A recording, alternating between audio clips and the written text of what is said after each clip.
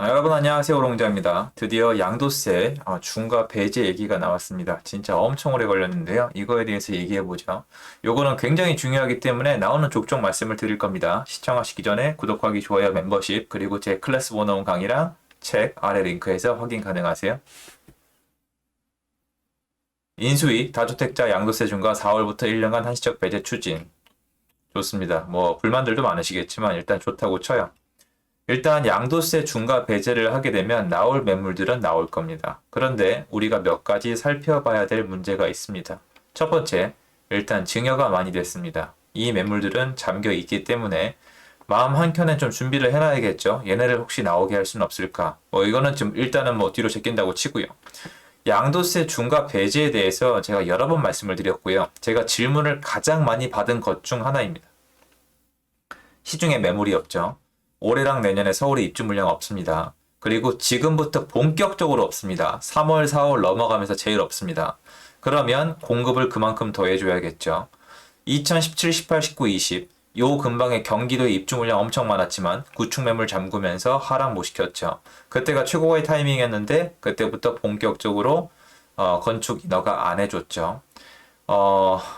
제가 제일 놀랐던 것 중에 하나가 현 정부에서 인허가를 줄인 게 아니라 전 정부에서 줄였다는 그거는 제 주장이 아니고 여러분 아주 새빨간 거짓말을 TV에 나와서 할 때 저 어떤 생각을 했냐면 국민을 부동산에 대해서 무지하다고 생각을 하고 진짜 무시하는구나. 그냥 모르니까 얘기하는 대로 믿고 그러니 하는구나. 또 그런 분들이 또 많나 보다라는 생각도 들고 분노하지 않는 모습에서 진짜 맞나 보다라는 생각을 하면서 엄청 슬펐던 생각이 납니다. 슬퍼요. 그냥 제 개인적 감정 말씀드리는 거예요. 어차피 저는 제 나름대로 그리고 저희 사람 나름대로 살아남기 위해서 발버둥을 쳐야 되기 때문에 그럴 여유는 없습니다만 여러분이 알게 모르게 지난 5년 동안 TV에 나와서 여러분 새빨간 거짓말이에요. 그냥 데이터 보면 거짓말이에요. 그런 거를 TV에서 눈 한번 안 빡거리고 얘기해도 여러분 다 그냥 넘어가셨어요. 근데 제 입장에선 막 이렇죠. 그래서 이건 한국이 사실과 전문가, 지식, 시장의 영역에서 오로지 감정의 영역, 그냥 좀 나 알아준다, 우리 편이다 이런 느낌 드는 게 조금이 아니라 훨씬 더 중요한 사회로 변했다는 사실을 저는 받아들였어요. 그래서 제정신인 사회다. 그러니까 누군가의 기준에선 그 사람 기준에선 제정신인 사회겠지만 제 입장에선 제정신인 사회가 아니에요. 제 얘기에 불만을 달고 싶으시면은 지난 5년 동안 부동산 시장이 돌아온 거에 대해서 설명해 보세요. 이게 정상이라고 생각하세요? 전 세계적으로 다 그랬다고요? 다른 나라가 그러면 우리나라도 그래도 돼요? 다른 나라가 망하면 우리나라도 망해도 돼요? 그럼 우리나라도 다른 나라 침공해도 돼요? 말씀해 보세요. 왜 뭐만 분리하면 옆에 나라를 갖다 끌어다 써요? 그건 아니잖아요. 우리나라는 우리나라고 쟤네 나라는 쟤네 나라죠. 그렇게 얘기를 해왔는데 양도세 중과에 대해서 제가 뭐라고 말씀드렸냐면은 양도세 중과 배제에 대한 그러니까 양도세 중과 완화가 나오면 물건은 나올 것인데 나오는 수가 충분히 많아야 시장에 영향을 미칠 것이다. 나오는 양이 충분히 많다는 정의는 뭐다? 시장에 집을 필요로 하는 수요와 대치했을 때 충분히 그게 맞닥뜨려져야 된다는 거예요. 예를 들어서 이미 시장에 집을 살 수요가 없어요. 앞으로도 없을 거예요. 제 말은 이렇게 말도 안 되게 억지로 눌러놓은 비정상적인 시장을 말씀드리는 게 아니에요. 많은 분들이 이번에도 제대로 이해 못하고 넘어가시겠지만 지금 시장은 시간 폭탄, 시한 폭탄, 시간의 문제일 뿐이지 이대로 원래 계속 못 갑니다. 집을 구할 분들은 구할 수밖에 없는 상황이고 시장을 그냥 눌러놓은 거예요. 제가 봤을 때 정권 말기 아니었으면 하기 어려웠습니다. 엄청 과감한 조치였고 잘 맞아떨어진 것까지는 제가 인정을 합니다. 그런데 시장에 정말 살 수요가 없는데 그냥 공급을 많이 해준다. 또는 양도세 중과 배제를 해줘서 물건이 나온다. 당연히 시장이 하락할 수도 있고 조정을 갈 수도 있죠. 버티는 사람들은 몰라요. 집을 이것 때문에 싸게 팔 사람이 나와야지 내려가는 거니까요. 그런데 시중에 집을 못 구하고 있는 사람, 전세를 못 구하고 있는 사람, 월세가 너무 비싸다고 느끼는 사람이 많이 대기하고 있는데 다주택자 양도세 중과를 해제해줬는데도 물건이 안 나온다. 그러면은 문제가 되겠죠. 그러면은 상승폭을 낮추는 효과가 있는지 모르겠지만 그건 눈에 잘 안 보일 것이고 상승을 멈추기 어렵겠죠. 또한 문제가 또 있죠. 뭐죠? 양도세 중과를 풀어줘서 다주택자가 나오려고 하는데 가격이 계속 올라가요. 그럼 팔아요, 안 팔아요? 안 팔아요. 왜 안 파냐고요? 양도세 중과 때문에 안 팔았다면서요. 그럼 여태까지 다주택자가 집을 왜 안 팔았죠? 심심해서? 세금 내고 싶어서? 아니요. 돈을 못 버니까 안 판 거 아니에요. 그런데 팔라고 나왔더니 계속 올라가고 있어요. 그러면 언제나 상승하는 시장에서 항상 있는 일, 매물을 수거하는 일은 반드시 나옵니다. 즉 다시 얘기해서 요걸 어정쩡하게 풀었다가는 시장의 상승과 맞닥뜨리면서 나올 매물도 다시 숨겨놓게 되는 그런 현상이 벌어지는 거예요. 야, 이거 한시적인데? 요거 지나가면 안 될 텐데? 시장에 대한 믿음이 있을까요, 지금? 여러분 잊지 마세요. 다주택자는 지난 5년 동안 여러분의 상상을 초월할 정도로 뒤통수를 많이 맞았어요. 여러분이 뒤통수가 아무렇지도 않다고 생각하시나 본데 국가를 대상으로 뒤통수를 맞으면은 더 이상 뭘 믿어야 될지 모르게 돼 있습니다. 댓글 좀 달아주세요. 제 말이 틀립니까? 임대사업자 하신 분들. 국가가 뒤통수를 치면은 정말 더 이상 뭘 믿어야 될지 알 수가 없어요.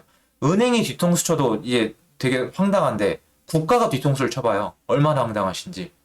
그러면 의심이 가뜩이나 많아졌는데 요거 한시적 면제 있었거든요. 근데 또 나온 거잖아요. 그럼 앞으로 또 있겠거니 아니면 언젠가 해제되겠거니 이런 생각을 할 수도 있다는 거예요. 이거는 제 억지가 아니라 지난 5년 동안 있었던 일입니다. 자, 그런데 한시적 면제를 해서 나오려는데 시세가 올라가. 그럼 더 안 나오죠. 무슨 말이냐면 요거 양도세 중과 있잖아요. 양도세 중과를 정말 푸는 이유가 시장의 매물을 풀어서 시장의 상승을 막고 조정을 시키고 단기간이든 장기간이든 하락을 일으키고 싶다? 그러면 정말 본 목적이 뭔지 뚜렷이 해야 돼요.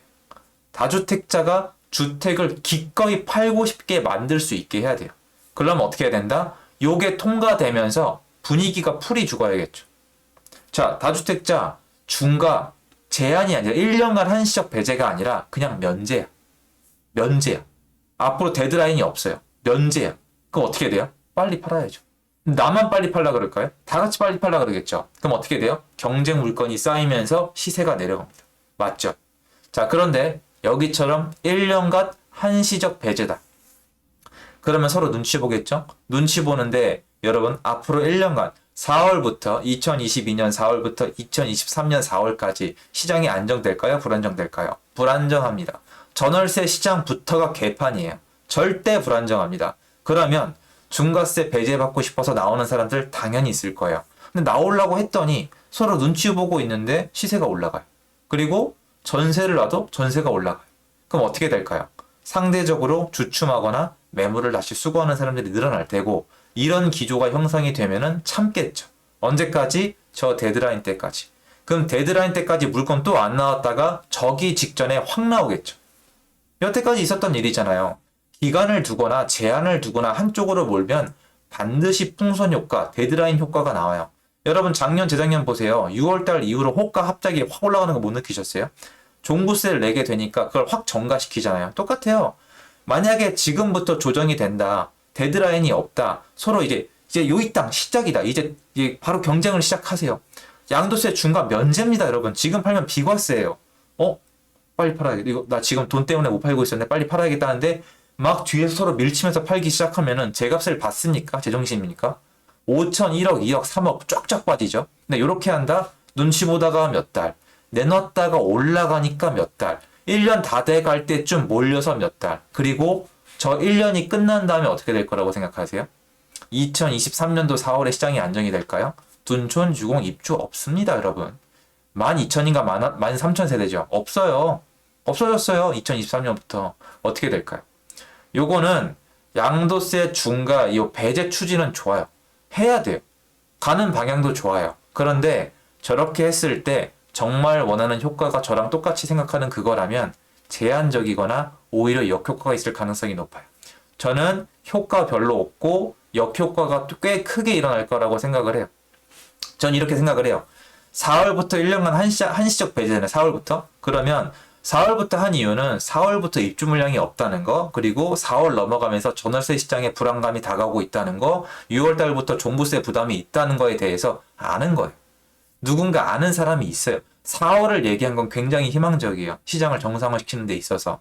하지만 1년간 한시적 배제라면 시장 자체가 불안정한데 가격이 만약에 받쳐주게 되면은 매물을 잘 안 내놓거나 수거하거나 버티기에 들어가서 1년이 남은 그 기간 동안의 차익을 더 먹고 싶어지는 게 인간의 본능이에요. 왜? 지난 수년 동안 이미 참았으니까. 그러다가 1년 다 돼갈 때쯤에 몰려서 급매물이 나오겠지만 지금 기대하는 것보다 많이 상승할 가능성이 있을 것이고, 그리고 지금부터 그때까지 시장을 원했던 안정화가 또 어려울 것이고, 전세는 전세대로, 월세는 월세대로 날릴 것이고, 게다가 그때 급매물이 나왔다가 1년 데드라인이 끝나면 또 빡 올라갈 가능성이 높겠죠.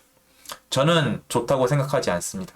좀 더 적극적으로 과감하게 해야 돼요. 왜냐면 지금 엉망이잖아요, 모든 게. 사람들이 어떻게 움직일지도 모르고. 그러니까 확실한 방법으로 시장에 자극을 줘야 확실한 물건이 나올 거라고 저는 생각을 합니다. 도움되었으면 좋겠고요. 제 영상은 여기까지입니다. 감사합니다.